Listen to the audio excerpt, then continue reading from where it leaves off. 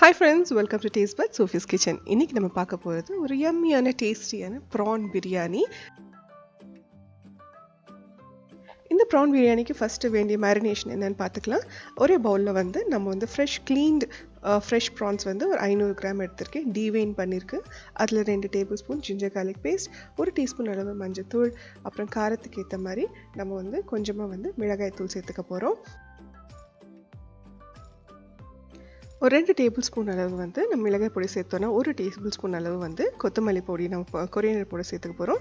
அப்புறம் நம்ம தேவையான அளவு சால்ட். ஒருவேளை இது உங்ககிட்ட வந்து பிரியாணி மசாலா இருந்ததுன்னா நீங்கள் டைரெக்டாக பிரியாணி மசாலாவே சேர்த்துக்கலாம். இல்லாத பட்சத்தில் நான் வந்து இந்த மாதிரி garam masala, chilli powder and coriander பொடி சேர்த்து நான் ஆட் பண்ணிக்கிறேன்.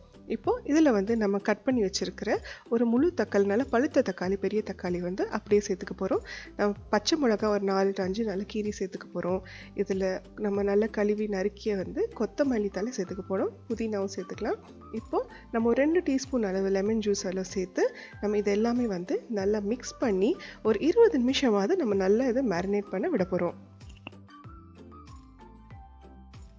ஒரு 20 நிமிஷம் அது மினிமம் வந்து மேரினேஷன் இருக்கணும். ஸோ நல்லா மேரினேட் ஆன அப்புறமா நம்ம ஒரு கடாயிலையோ இல்லை பிரியாணி நம்ம எந்த இதில் செய்கிறோமோ நல்ல ஹெவி பாட்டம் ஒரு பேனில் வந்து நம்ம எண்ணெய் அண்ட் நெய் ரெண்டுமே சேர்த்து ஒரு 4 டேபிள் ஸ்பூன் வந்து மிக்ஸ் பண்ணி எடுத்துக்கலாம். இப்போது எண்ணெயும் நெய்யும் நல்லா காஞ்ச அப்புறமா நம்ம வந்து ஹோல் ஸ்பைசஸ் ஆட் பண்ண போகிறோம்.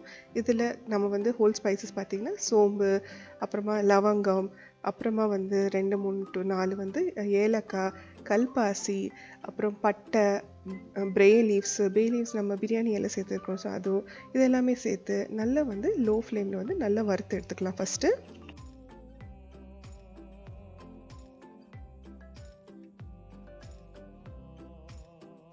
நல்ல பெரிய சைஸ் 2 வெங்காயம் வந்து நல்லா வந்து ஸ்லைஸ் பண்ணி நம்ம இப்போ சேர்த்துக்கலாம். நம்ம நார்மலாக பிரியாணிக்கு செய்கிற மாதிரி.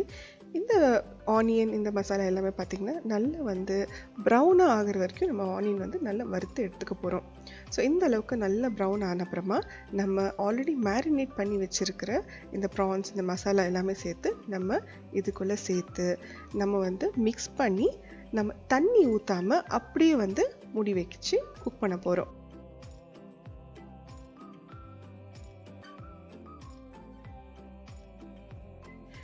இப்போ வந்து நம்ம மூடி வச்சு குக் பண்ணோன்னா இந்த ப்ரான்ஸ் எல்லாம் பார்த்திங்கன்னா ஆல்மோஸ்ட் ஹாஃப் குக்டாக நல்லா வந்து நமக்கு வந்துடும். அதில் இருக்கிற ப்ரானில் இருக்கிற வாட்டர் எல்லாமே பார்த்திங்கன்னா நல்லா வந்து பிரிஞ்சு வந்துடும். ஸோ இந்த ஸ்டேஜில் வந்து நம்ம இதில் வந்து ஒரு புளிப்புத்தன்மை சேர்க்கறதுக்காக நம்ம வந்து ஒரு 1/2 கப்பு வந்து தயிர் சேர்த்துக்க போகிறோம். நம்ம வந்து இந்த 1/2 கப் வந்து புளிச்ச தயிராக இருந்தால் இன்னும் ரொம்பவே நல்லாயிருக்கும். ஸோ இப்போ 1/2 கப் நம்ம தயிர் சேர்த்து நல்லா மிக்ஸ் பண்ணி எடுத்துக்கலாம். இப்போது தயிர் சேர்க்கறதுனால நம்ம வந்து உப்பு, காரம், புளிப்பு இது எல்லாமே வந்து நமக்கு நல்ல பேலன்ஸ் ஆகிடும். நல்ல க்ரீமியாக நல்ல ஒரு சாஃப்டாக பேலன்ஸ்டாக இருக்கும். ஸோ இப்போது வந்து நம்ம வந்து சோக் பண்ணி வச்சுருக்கிற பாஸ்மதி ரைஸ் இது 20 நிமிஷம் வந்து நல்லா கழுவி ஊற வச்சு நம்ம ட்ரெயின் பண்ணி வச்சுருக்கிற பாஸ்மதி ரைஸ் நம்ம இதில் சேர்க்க போகிறோம். ஸோ பாஸ்மதி ரைஸ் சேர்த்து நம்ம யூஸ்வலாக சேர்க்குற மாதிரி 1:2 ரேஷியோ, 1 கப்பு அரிசிக்கு 2 கப்பு தண்ணி.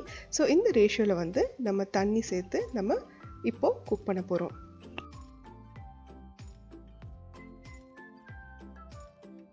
இப்போது நம்ம தண்ணி ஆட் பண்ணியிருக்கிறதுனால அதுக்கு தேவையான அளவு இப்போது சால்ட் வந்து நம்ம இப்போ சேர்த்துக்க போகிறோம்.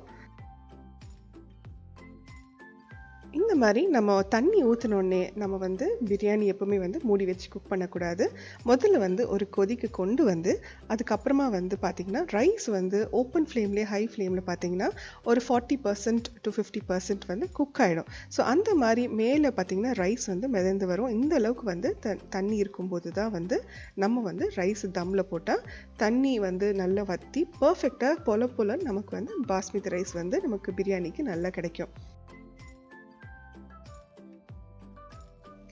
இப்போது நம்ம பேன் மேலே பார்த்திங்கன்னா நல்ல ஒரு அகலமான ஒரு அலுமினியம் ஃபாயில் வந்து ரேப் வந்து நல்லா பரப்பி விட்டு அது மேலே இருக்கிற மூடி வந்து நல்லா டைட்டாக ரேப் பண்ணி நம்ம இப்போ தம்மில் வைக்க போகிறோம். ஒரு தோசைக்கல்லையோ இல்லைன்னா இந்த மாதிரி ஒரு பேனில் வந்து நம்ம சிம்மில் வச்சு ஒரு 10 to 15 நிமிஷம் வரைக்கும் நம்ம வந்து தம்மில் வைக்க போகிறோம். ஒரு 15 நிமிஷம் கழித்து நம்ம வந்து மேலே போட்டிருக்கிற வந்து ரேப்பை பிரித்து நம்ம கொஞ்சம் நேரம் ஒரு 5 to 10 மினிட்ஸ் வந்து ஸ்லைட்டாக வந்து அதை கூல் பண்ண விட்டுட்டு அதுக்கப்புறமா வந்து நம்ம இதை எடுத்து சர்வ் பண்ணிடலாம். அவ்வளோதாங்க, நம்ம டேஸ்டியாக வீட்லேயே வந்து அவ்வளோ டேஸ்டியான ஒரு ப்ரான் பிரியாணி ரொம்ப சீக்கிரமாக குயிக்காக செஞ்சிடலாம். கண்டிப்பாக ட்ரை பண்ணி பாருங்கள். உங்களுக்கு இந்த ரெசிபி பிடிச்சிருந்ததுன்னா ஒரு லைக் கொடுங்க.